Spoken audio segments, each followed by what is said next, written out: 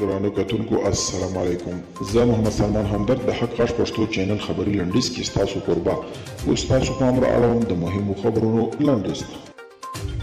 ترکیه د امریکا هغه غوښتنه رد کړې چې ویلي یو شمېر افغانانو ته چې د موقت ځای ورکړي څو امریکا ته د تګ لپاره یې د ویزې پروسه بشپړ شي.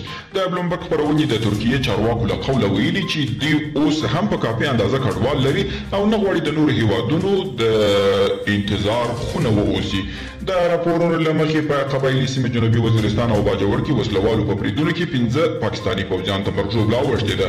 د راپورونو له مخې چې په دا بریدونو کې د پاکستاني پوځیانو پر پوستو شوي دي چې په پایله کې 3 پوځیان وژل شوي او 2 نور ټپیان دي. فاینانشل ټایم ورځپاڼې په افغانستان کې پر ښارونو او بندرونو د طالبانو بریدونو ته په اشارې ویلي دغه ډله د لویو لارو د بندرونو او مهمو ښارونو په نیولو سره هڅه کوي چې ډېرې پیسې ترلاسه کړي او له دې وروسته له اقتصادي اړخه بل هیواد ته لاس اوږد نه کړي. د رویټر خبري اژانس د خبر له مخې ترکیې چارواکو اعلان کړی چې په چهارشنبه یې هغه 300 کډوال نیولي چې غوښتل یې د ایران له پولې څخه ترکیې ته واوړي. او د برېښنا شرکت وایي چې په 2 میاشتو کې 1 میلیارډ افغاني عواید یې له لاسه ورکړي. برېښنا شرکت دا هم ویلي چې په ځینو ولایتونو کې د جګړو زیاتوالي له کبله د شاوخوا 104,000 پیرودونکو څخه د برېښنا د لګښت پیسې نه دي راټولې شوي.